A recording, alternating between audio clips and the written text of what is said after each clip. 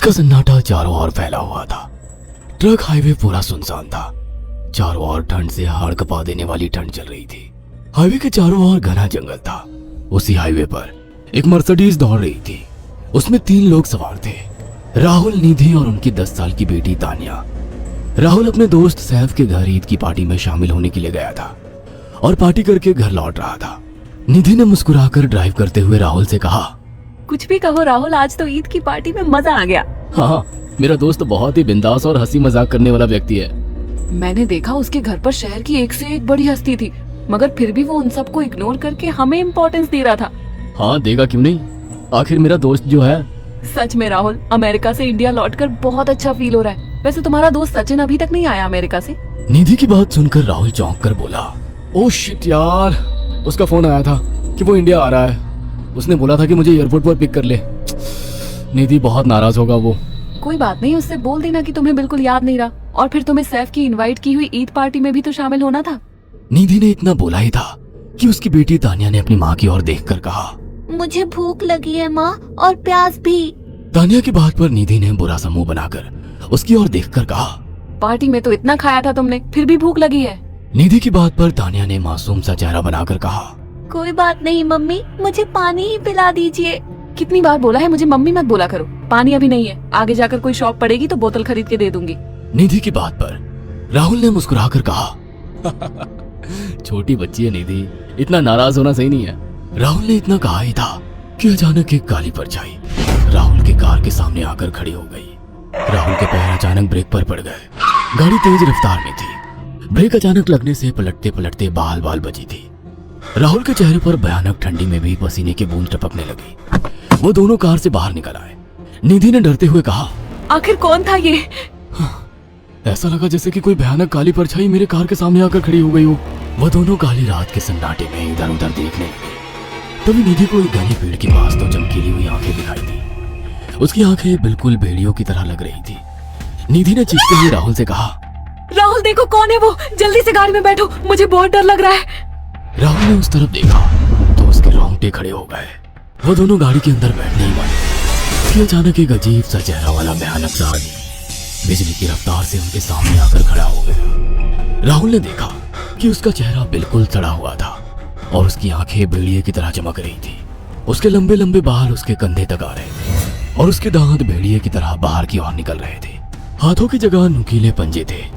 राहुल को देखकर अजीब से अंदाज में हंसने लगा, मगर जैसे ही राहुल की नजर उसके कपड़ों पर गई, राहुल की आंखें फटी की फटी रह गई। वो हकलाते हुए बोला, भाईजान, भाईजान, मुझे माफ कर दो, मुझे छोड़ दो।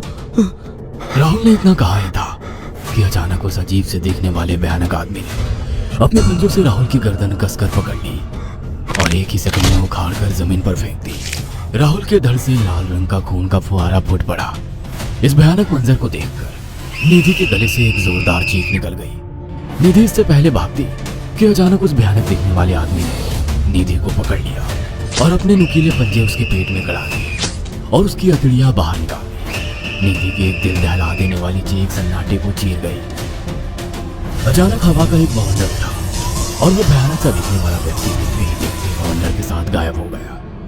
तानिया ने डरते डरते निधि के मोबाइल से पुलिस और सैफ को बुला लिया और कुछ ही देर में वहां चारों ओर पुलिस की गाड़ियां थी। पुलिस ने राहुल के दोनों दोस्त सैफ और सचिन को वहीं बुला लिया।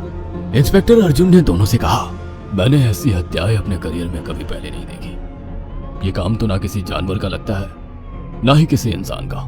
सचिन कपकपाती हुई आवाज में बोला, आप कहना क्या चाहते हैं? कुछ कह नहीं सकता। जिस किसी ने भी इन दोनों को मारा है उससे एक बात तो साबित होती है कि वो इन दोनों से हद से ज्यादा नफरत करता था। अब सारी सच्चाई तो यह बच्ची ही बता सकती है। इतना बोलकर इंस्पेक्टर अर्जुन तानिया के पास चला गया, जो बेहद डरी हुई थी। तानिया ने आंखों देखी सारी घटना इंस्पेक्टर अर्जुन को बता दी। तानिया की बात सुनकर इंस्पेक्टर अर्जुन कंफ्यूज चेहरा लेकर मोबाइल पर किसी से बात करने लगे। सचिन इंस्पेक्टर के पास आ गया और सैफ भी डरता हुआ इंस्पेक्टर अर्जुन के पास आकर बोला, क्या हुआ इंस्पेक्टर? तानिया ने क्या बताया?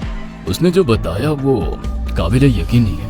उसकी बात पर किसी भी तरह से यकीन नहीं किया जा सकता। फिर भी कुछ तो बताया इंस्पेक्टर।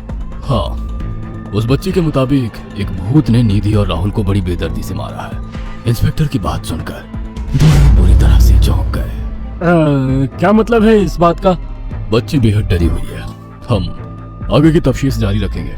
निधि और राहुल तो चले गए, अब तानिया को मैं रख लूंगा। नहीं नहीं, राहुल मेरा अच्छा दोस्त था, तानिया अब मेरे साथ रहेगी। देखिए, बच्ची के माँ बाप अब इस दुनिया में नहीं है और आप दोनों भी शादीशुदा है। मुझे नहीं लगता कि आप दोनों बच्ची की सही से देखभाल कर सकते हैं। मेरी कोई औलाद नहीं है, मैंने अपनी पत्नी को फोन कर दिया है, वो भी आईपीएस ऑफिसर है। ये बच्ची आज से मेरे साथ रहेगी। उसका मासूम चेहरा मेरे दिल में उतर गया है। अब तुम दोनों जा सकते हो। पूछताछ के लिए मैं जब भी तुम्हें बुलाऊं तुम दोनों आ जाना। इंस्पेक्टर ने ये बात बोली ही थी कि अचानक वहां पर मौसम बदल गया। चारों ओर काली घटाएं छा गई और एक भयानक बवंडर उठा और देखते ही देखते सब पुलिस वालों के सामने वो भयानक चेहरे वाला आकार सबके सामने खड़ा हो गया। उसको देखकर सबके रोंगटे खड़े हो गए। देखते ही देखते उसने अपने भयानक पंजे सैफ की आंखों में डालकर उसकी आंखें निकाल ली। सैफ ने चीखते हुए वहीं दम तोड़ दिया। उस भयानक आदमी को देखकर सचिन उसके पैरों पर गिर गया। तुम तो भाईजान से कपड़े पहने हो, मैं समझ गया तुम भाईजान हो। मुझे माफ कर दो भाईजान, मुझे यहाँ से जाने दो, मैंने कुछ नहीं किया था। वो भयानक चेहरे वाला गुर्राते हुए बोला, बता इन सबको कि ये सब इतनी भयानक मौत क्यों मरे। सचिन दौड़ता हुआ इंस्पेक्टर अर्जुन के पास गया और बोला, मैं जानता हूँ इसने इन तीनों को क्यों मारा। इसका नाम भाईजान था। जब ये जिंदा था ये किसी का भाई किसी की जान था। बहुत साल पहले ये हम सबका बहुत अच्छा गहरा दोस्त और बिजनेस पार्टनर था। ये सबकी बहुत मदद किया करता था। इसकी प्यारी सी बेटी थी तानिया, जो इस वक्त कार के अंदर बैठी हुई है, ये इसी की बेटी है। भाईजान अपने सारे पैसों से एक बहुत बड़ा हॉस्पिटल खोलना चाहता था जिससे गरीबों का मुफ्त इलाज किया जा सके, मगर हम तीनों इसके लिए तैयार नहीं थे। हमारी नीयत उसकी दौलत पर खराब थी और एक दिन हम सब धोखे से ईद के दिन भाईजान को यहाँ ले आए और इसे मारकर फेंक दिया। तो फिर तुम सबने इसकी बेटी को क्यों जिंदा छोड़ दिया? हमें बाद में पता लगा कि भाईजान ने सारी जायदाद अपनी बेटी के नाम कर दी है, इसीलिए हमने भाईजान की पत्नी को भी मार दिया। और तानिया का तुम 18 साल की उम्र पूरी करने का इंतजार कर रहे थे ताकि सारी जायदाद अपने नाम करा सको और बाद में उसे भी ठिकाने लगा सको। इसी के लिए तुम दोनों इस मासूम बच्ची को अपने साथ रखने की जिद कर रहे थे। जी, आपने बिल्कुल सही कहा। हम तानिया को भी इसी जगह लाकर मार देते। सचिन की बात सुनकर इंस्पेक्टर अर्जुन की आंखों में खून उतर आया। इंस्पेक्टर अर्जुन के कुछ कहने से पहले ही भाईजान बिजली की रफ्तार से इंस्पेक्टर अर्जुन की आंखों के सामने से सचिन को पकड़कर ले गया और उसके शरीर के टुकड़े टुकड़े कर दिए और हवा में उठे एक तेज बवंडर के साथ गायब हो गया। सारी घटना इंस्पेक्टर अर्जुन की आंखों के सामने हुई थी। तानिया को इंस्पेक्टर अर्जुन और उसकी पत्नी ने अपनी बेटी की तरह पाला।